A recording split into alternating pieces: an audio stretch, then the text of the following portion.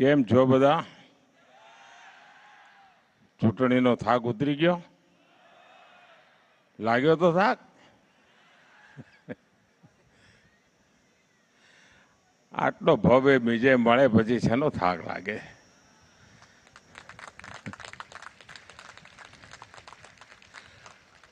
આ વખતે ગુજરાતે કમાલ કરી દીધી છે.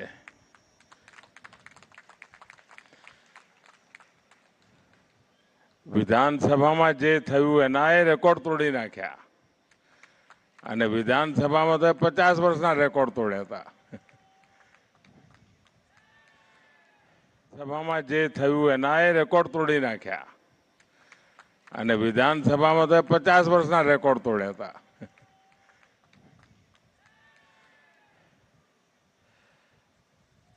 સાથીઓ, આવતીકાલે સોમનાથના કાર્યક્રમ માટે મારે જવાનું હતું અને આજે સવારે કર્ણાટક અને તેલંગાણામાં હતો. અહીંના લોકોને થયું કે ભાઈ બધાને દર્શન થઈ જાય સારું, તો મારા માટે આનંદની વાત હતી કે મારા જામનગરના ભાઈઓને બધાને દર્શન થઈ જાય. સાથીઓ, ગુજરાતની જનતાનો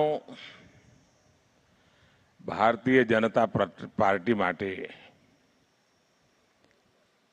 એક અનેરો પ્રેમ છે, અનેક અનેક આશીર્વાદ. વર્તમાનની રાજનીતિની સ્થિતિ એવી છે કે આટલો લાંબો સમય જન સમર્થન મળતું રહે અને ઉત્તરોત્તર વધતું રહે, એ ખૂબ મોટા અભ્યાસનો વિષય છે. ગુજરાત ભારતીય જનતા પાર્ટીએ આપ સૌ કાર્યકર્તાઓએ જે નિષ્ઠા અને સમર્પણ ભાવથી જે જવાબદારી મળી અને પરિપૂર્ણ કરવા માટેનો જે પ્રયાસ કર્યો છે, એનું આ પરિણામ છે કે સહજ રીતે પ્રજાનો પ્રેમ સંપાદન થાય છે. આજે શાયદ ક્યાંક 3 પેઢી ક્યાંક 4 પેઢી એવી હશે કે જે લગાતાર ગુજરાતમાં ભારતીય જનતા પાર્ટી પર અવિરત રીતે આશીર્વાદ વરસાવી રહી છે અને ગુજરાતે પણ વિકાસના ક્ષેત્રમાં બહુ મોટી હરણફાળ ભરી છે. એક જમાનો હતો કે મીઠા ઉત્પાદન સિવાય આપણે કાંઈ કરતા નહોતા અથવા કરી શકતા નહોતા. એ ગુજરાત આજે સેમિકન્ડક્ટરની ચીપ બનાવતું હોય,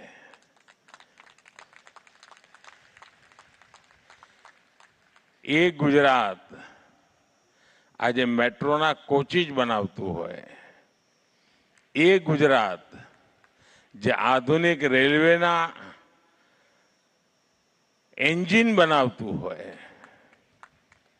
એ ગુજરાત જે આજે વિમાન બનાવવાની તૈયારીઓમાં પડ્યું હોય, એક ઘટના તરફ જોઈએ તો આપણને લાગે કે કેટલા ઝડપથી સર્વાંગીણ વિકાસ તરફ આપણે વળી રહ્યા છીએ. અને દુનિયા જ્યારે આજે પર્યાવરણની ચિંતા કરે છે, આપણા દેશમાં ગુજરાત પહેલું રાજ્ય હતું જેણે ક્લાઇમેટ ડિપાર્ટમેન્ટ મિનિસ્ટ્રી બનાવી હતી અને દુનિયામાં આપણી ચોથી સરકાર હતી કે જેણે ક્લાઇમેટ મિનિસ્ટ્રી બનાવી હતી.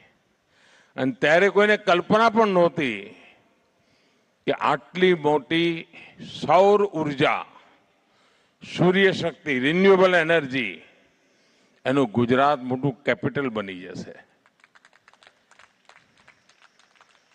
અને દેશમાં જે મોટી ક્રાંતિ થઈ રહી છે એમાં ગુજરાતે બહુ મોટી લીડ લીધી છે, ગુજરાતે મોટું કોન્ટ્રીબ્યુશન કર્યું છે અને આવા ગૌરવભરી ગાથા ગયા 20-25 વર્ષમાં લખાણી છે. ગુજરાતીઓનો પુરુષાર્થ, એને જો અવસર મળે તો કેટલી મોટી ઊંચાઈઓને પ્રાપ્ત કરી શકે છે એનું આ ઉદાહરણ છે. અને એના જ કારણે ગુજરાતની આવનારી પેઢીઓ છે એ પણ આટલો જ પ્રેમ ગુજરાત ભાજપ માટે વરસાવશે એવી મને શ્રદ્ધા છે.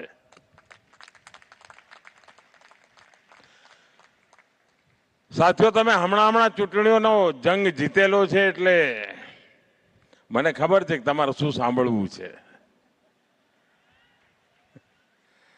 બંગાળ,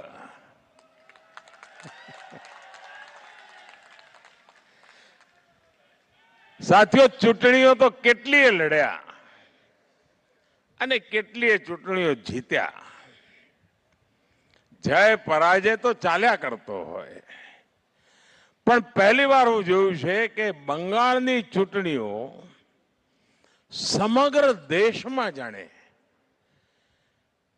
હું નથી માનતો કે દેશના ઘણા ખૂણા કોઈ લોકોને બંગાળની દુર્દશાની તકલીફ પડી હશે, પણ દૂર દૂર હજારો માઇલ દૂર બેઠેલા વ્યક્તિને પણ બંગાળમાં પરિવર્તન આવ્યું એટલે હાશકારો થયો. એટલે પીડા કેટલી ભયંકર થઈ હશે ત્યાંના લોકોને કે જેનો હાશકારો ગુજરાતનો માનવી અનુભવે. આનાથી મોટું બીજું શું હોઈ શકે? અને આ દેશના સામર્થ્યના દર્શન થાય છે કે પીડા બંગાળને થતી હોય અને દર્દ ગુજરાતીને થતું હોય, ગુજરાતને ખૂણે ખૂણે વેદના થતી હોય કે આપણા બંગાળને થયું છે શું? અને ત્યાં તો કલ્પના બહારનો એક હાશકારો અનુભવાય, જાણે બહુ મોટી બેડીઓમાંથી લોકો મુક્ત થયા હોય એવો ભાવ જોવા મળે આપણે. લોકોની આંખમાં હર્ષના આંસુ સુકાતા નથી. ચૂંટણીઓમાં કેટલાય પરિણામો જોયા છે ભાઈઓ, પણ ચૂંટણી પરિણામના આવો પ્રભાવ કદાચ મેં પહેલી વાર અનુભવ્યો છે આટલા વર્ષના રાજનીતિક જીવનમાં. આવી અનુભૂતિ પહેલી વાર થઈ છે અને ત્યારે મનને એમ થાય છે કે આપણે કેટલું મોટું કામ કર્યું છે. ભારતીય જનતા પાર્ટીના કાર્યકર્તાઓ, 300 કરતા વધારે કાર્યકર્તાઓ બલિદાન આપ્યા છે દોસ્તો બંગાળમાં. અને ત્યારે એક સંકલ્પ સિદ્ધિમાં પરિવર્તિત થયું છે. અને મને પૂરો વિશ્વાસ છે સાથીઓ કે ભારતીય જનતા પાર્ટી ગવર્નન્સના જે મોડેલને લઈને ચાલી રહી છે, લોક કલ્યાણના જે કામોને લઈને ચાલી રહી છે, એના પરિણામ સ્વરૂપે બંગાળ પણ ગયા 50 વર્ષનો જે ખાડો છે, ખાડો નાનો નથી દોસ્તો,